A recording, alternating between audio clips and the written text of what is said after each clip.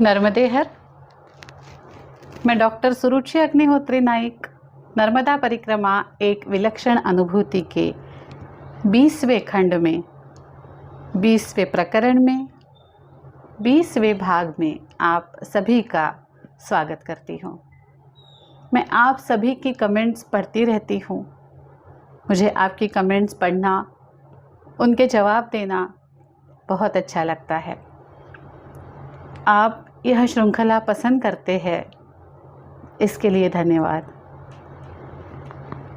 मैं साथ साथ एक क्लिनिक भी चलाती हूँ जिसकी एडवर्टाइज़ आप वीडियो के बीच बीच में देखते हैं, और मैं एक गृहिणी भी हूँ।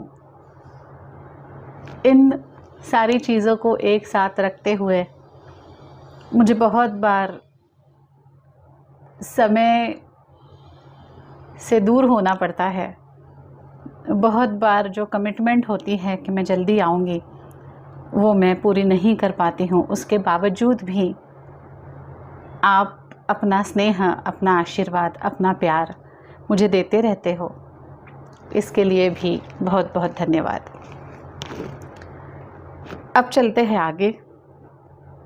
आपकी उत्सुकता को खींचना मुझे अच्छा नहीं लगता, लेकिन हो जाता है, तो ज़्यादा समय ना गवाते हुए अब आगे चलते हैं।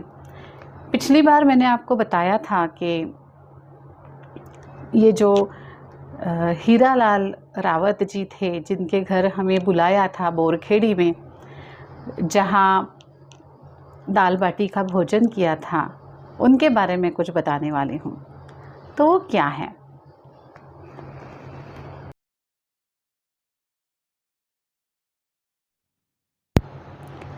मैंने आपको बताया था कि कुछ दिन पहले, कुछ साल पहले यहाँ पे शूलपानी की झाड़ी में परिक्रमा वासियों को लूट लिया जाता था। जो लूटते थे उन्हें मामा कहा जाता था, और इस मामा कहने के पीछे का आध्यात्मिक कारण भी मैंने आपको बताया था। फिर मैंने बताया था लखनगिरी बाबा के बारे में, जिन्होंने यहाँ पे परिवर्तन लाया, और अब ये मामा लोग लूटते नहीं हैं। अब आती है ख़ास बात। बोरखेड़ी में हम जिनके यहाँ रुके हुए थे, जो परिवार हमारी सेवा कर रहा था, एक ज़माने में वो परिवार मामा लोगों के सरदार हीरालाल जी रावत का था। कुछ साल पहले हीरालाल जी रावत उन मामा लोगों के सरदार हुआ करते थे, और आज हीरालाल रावत और बाकी भी सारे मामा लोग, जो कहा जाता था कि परिक्रमा वासियों का सामान छीन लेते हैं, आज भर भर के दे रहे थे। ये तो माई की कृपा ही है ना। बोरखेड़ी में हमने बहुत अच्छे से भोजन किया, बहुत प्यार से घर के लोगों ने हमें दाल बाटी खिलाई, और दूसरे दिन हम आगे शूलपानी की झाड़ी के लिए निकल पड़े। अब आगे के 7 दिन बहुत ही कठिन रास्ता होने वाला था। पता तो हम में से किसी को नहीं था, हम तो पहली बार ही जा रहे थे, लेकिन जो अब तक सुना था वही रोंगटे खड़े कर देने वाला था, और उसी रास्ते पर हम चलने वाले थे। बेहद कठिन रास्ता था। बिल्कुल छोटी सी पगडंडी है, और उसके ऊपर से ऊपर चढ़ते जाना है। एक जगह अगर देखा जाए तो नर्मदा मैया बहुत नीचे दिखाई दे रही हैं, और दूसरी जगह खड़ी पहाड़ी जिसको पकड़ के चढ़ना भी मुश्किल है। और ऐसे में पीछे सामान लेकर के, हाथ में दंड कमंडल लेकर के हमें आगे बढ़ना था। आजकल यहाँ के जो बच्चे हैं, इन गाँवों के जो बच्चे हैं, वो यह लूटमारी का काम नहीं करते। वो पढ़ते हैं और अपनी मेहनत से पैसे कमाते हैं। जो परिक्रमावासी जाते हैं वो उनका सहाय करते हैं, उनकी बैग्स, उनका सामान ले करके उनके साथ जाते हैं और परिक्रमावासी उसके बदले में उन्हें कुछ रुपए देते हैं। तो अभी यही हुआ कि इतना कठिन रास्ता था तो सभी ने कहा बैग्स पोर्टर को दे देते हैं। पोर्टर का काम ये लोग करते हैं, वहाँ इसे पोर्टर कहा जाता है।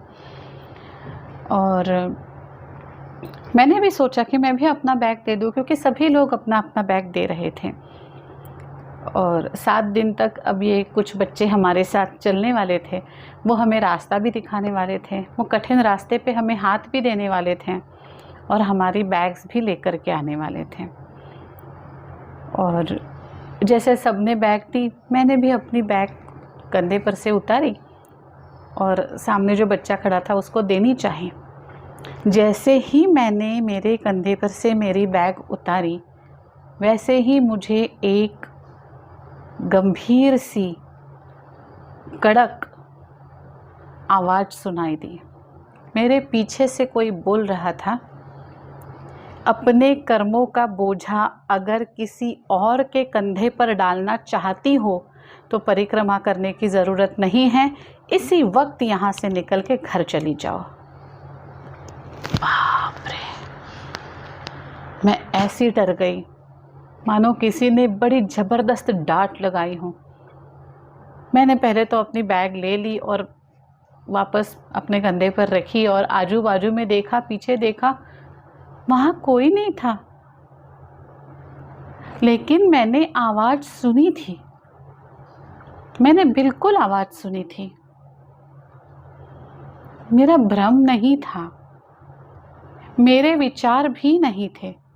एक क्षण पहले मैं बैग देने के लिए अगर तैयार हूँ और कंधे पर से बैग उतारकर उस बच्चे के हाथ में देने तक का अवधि कुछ सेकंड में मेरा विचार इतना बदल जाएगा। जो डर मेरे मन में था, मैं चल पाऊंगी कि नहीं, मैं बैग देती हूँ तो मुझे चलना आसान हो जाएगा, ये सब विचार एक क्षण में कैसे बदल सकता है? नहीं, ये मेरा ना विचार था, ना ये मेरी सोच थी। और जो मेरे इन कानों ने सुना वो क्या था? एक बेहद गंभीर पुरुष की आवाज़, डांट लगाने वाली। अपने कर्मों का बोझा किसी और के कंधे पर रखना चाहती हो तो तुरंत इस वक्त निकल जाओ, तुम्हें परिक्रमा करने की ज़रूरत नहीं है। हे भगवान, मुझे परिक्रमा करनी थी। मैंने तुरंत बैग ले ली, मैंने बैग लगाई और मैंने कहा, भैया आप मेरी सहायता कर देना, उतना ही मेरे लिए काफ़ी है, लेकिन मैं अपनी बैग नहीं दूंगी। और मेरी बैग लेकर के मैं आगे चल पड़ी। अब चलते चलते हुआ ये कि मैं थोड़ी सी आगे निकल गई, क्योंकि ये 8-10 लोग थे जिनके बैग्स लेकर के ये बच्चे चल रहे थे। हमारे साथ कुछ वृद्ध लोग भी थे, उनको हाथ देकर चलाना, काफ़ी चढ़ाव और काफ़ी उतार, इस तरह से भी रास्ता था। और ऐसे में हुआ ये कि इस ग्रुप के और मेरे बीच में थोड़ा सा अंतर बढ़ गया। मैं आगे निकल गई और ये ग्रुप मेरे पीछे पीछे आता रहा।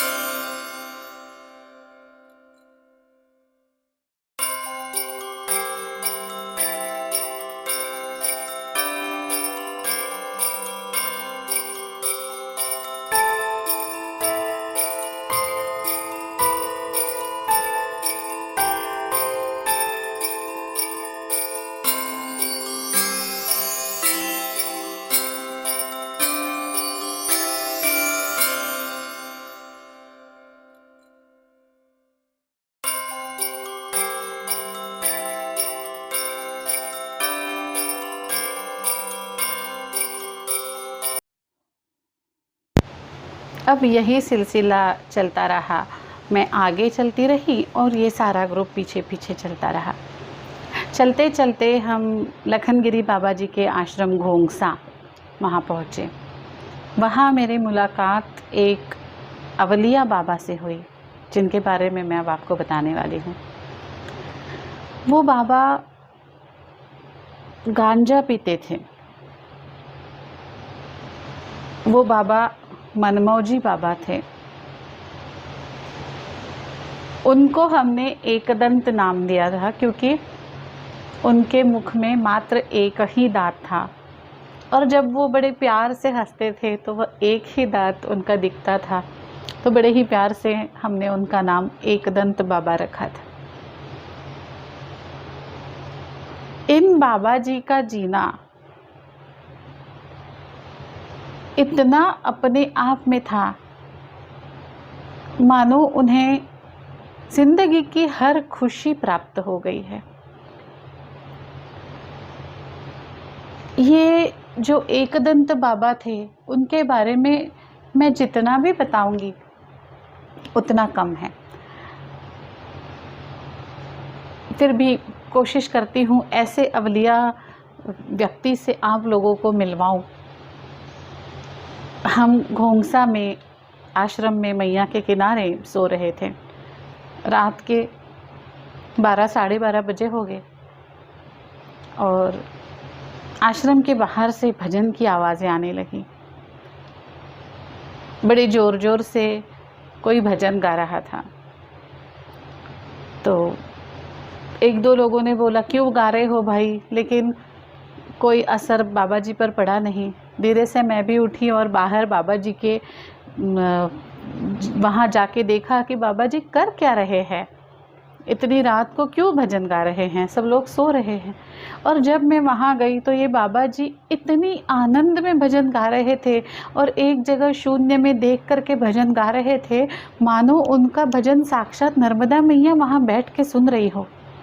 अलाव जला हुआ था, अलाव के पास बाबा बैठे थे और अपने ही धुन में अपने हाथ में जो एक तारा था उसको बजाते बजाते बाबा भजन गा रहे थे।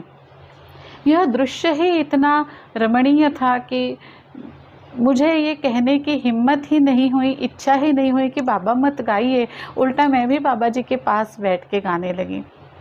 और श्रोतो, धीरे धीरे क्या हुआ, सारा ही आश्रम उठ के बाबा जी के साथ भजन गाने लगा और वो रात हमने बड़ी ही आनंद से भजन गा करके बिताई। अब ये तो रात हो गई, अब सुबह आगे निकलना है। बाकी सब लोग सोच रहे थे मैं बाल भोग क्या करूं, यहाँ बाल भोग क्या मिलेगा, हमें तो कपड़े धोने हैं, हमें तो नहाना है। और हमारी नज़र एकदंत बाबा पर गई। बाबा ने कहीं से एक बकरी पकड़ के लाई थी और बाबा ने बकरी का दूध निकाला था और बाबा आराम से बैठ के दूध पी रहे थे। बाबा ने दूध पिया, हम सबको नर्मदे हर किया और अपने ही आनंद में गा करके बाबा आगे चले गए। फिर जब हमें बाबा मिले तो एक बार वो एक पेड़ पर बैठे हुए थे, वहाँ बैठकर आराम से सुस्ता रहे थे। फिर उसके बाद जब एक बार बाबा हमें मिले तो वे एक छोटे से दुकानदार के यहाँ बैठकर चाय पी रहे थे, उसको भजन सुना रहे थे। ये व्यक्ति माँ के भजनों में इतना रममाण था कि इसे ना दुनिया की सुध-बुध थी, ना भूख थी, ना प्यास थी। उनके चेहरे पर इतना आनंद था मानो दुनिया की सारी खुशियाँ किसी ने बाबा जी के सामने रख दी हो। शायद यही तपश्चर्या थी। उनकी तरफ देख के मुझे कभी ऐसा नहीं लगा कि ये जो साधना वो कर रहे हैं, ये जो तपश्चर्या वो कर रहे हैं, उसके पीछे कोई स्वार्थ है, उसके पीछे कोई इच्छा है।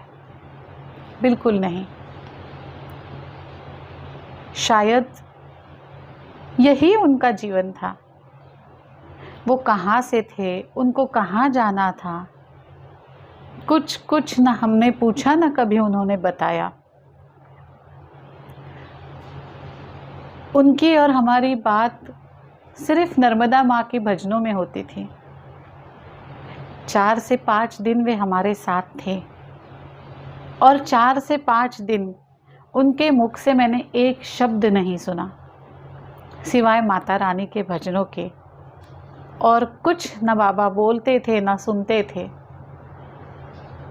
प्यारा सा हंस देते थे और माँ की स्तुति करना, माँ के गीत गाना शुरू कर देते थे। जो पूर्ण समर्पण था वो ही बाबा की भक्ति थी। आज भी जब उनके बारे में सोचती हूँ तो सोचती हूँ ये भाग्य मुझे नहीं है। मेरे मन में बहुत से विचार आते हैं क्योंकि ये मेरा पूरा समर्पण नहीं है। पूरा समर्पण तो एक दंत बाबा का था। बारिश हो, धूप हो, भूख लगी हो, प्यास लगी हो, चाहे जो हो, उनके मुख से बस माता जी के भजन निकलते थे। और माता जी भी उनकी सेवा में लगी थी। कहीं ना कहीं से कोई दुकानदार उन्हें बुला करके चाय पिला देता था, खाना खिला देता था। कभी गौ माता दूध देती थी तो कभी बकरी माता दूध देती थी। ऐसे अवलिया को मन ही मन में शतशः प्रणाम करती हूँ और एक दंत बाबा को हमेशा नज़रों के सामने रखना चाहती हूँ ताकि उनका समर्पण कभी ना कभी किसी दिन मुझ में भी आए। वहाँ से भी मैं आगे गई, मैं आगे निकलती रही, पीछे ये लोग आते रहे और एक जगह ऐसी आई कि वहाँ से अगर मैं नहीं निकलती तो शायद आपके सामने आज मैं होती ही नहीं। आज मैं आपके सामने ये अनुभव कथन कर रही हूँ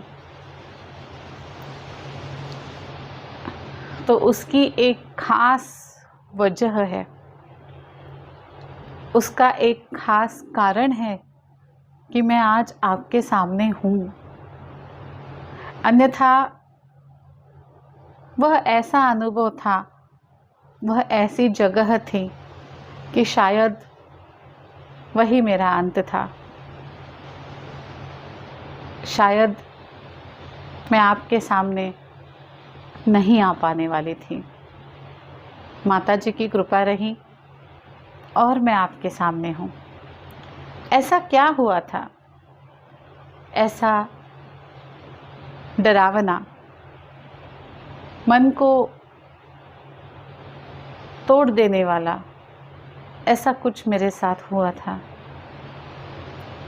उस वक्त मैं अकेली थी। ये पूरा का पूरा जो ग्रुप था, पोर्टर्स के साथ जो लोग थे, वह पीछे छूट गए थे और मैं रास्ता भटक गई थी। शूल पानी के झाड़ी में अब मैं अकेली थी। मैं अकेली थी, रास्ता बेहद कठिन था, बिल्कुल 1 से 1.5 फीट पगडंडी थी। नीचे राइट साइड में दाहिने हाथ को नीचे बहुत गहरी खाई थी, जिस खाई में नर्मदा माई बह रही थी, जो मुझे इतनी बारीक, ये जो उंगली है ना, इतनी बारीक ऊपर से दिखाई दे रही थी। लेफ्ट साइड में खड़ा का खड़ा पहाड़ था और जो पगडंडी थी वो ऐसे नीचे से ऊपर जा रही थी। पगडंडी पर बहुत सारे कंकड़ थे, मेरे पैर फिसल रहे थे और ऐसे में कुछ हुआ। जी, आप सही समझ रहे हैं। जो हुआ वो मैं अभी नहीं बताने वाली हूँ, लेकिन एक बात ज़रूर बता दूँ, जब आप ये अनुभव सुनेंगे तो आप ज़रूर यकीन करोगे कि हर परिक्रमावासी के साथ, मैं अपनी अकेली की बात नहीं कर रही हूँ, मैं कोई माता जी की, सद्गुरु की स्पेशल भक्त तो हूँ नहीं, मेरी साधना भी इतनी नहीं है, मैं सर्वसाधारण व्यक्ति हूँ। लेकिन जब आप ये अनुभव सुनोगे तो मैं यकीन के साथ कह सकती हूँ, आप भी निकल पड़ोगे परिक्रमा के लिए, ये सोच कर कि मुझे डरने की क्या ज़रूरत है, मेरी नर्मदा माँ तो मेरे साथ है। बताऊंगी, लेकिन अगली भाग में। तब तक के लिए नर्मदे हर, नर्मदे हर, नर्मदे हर।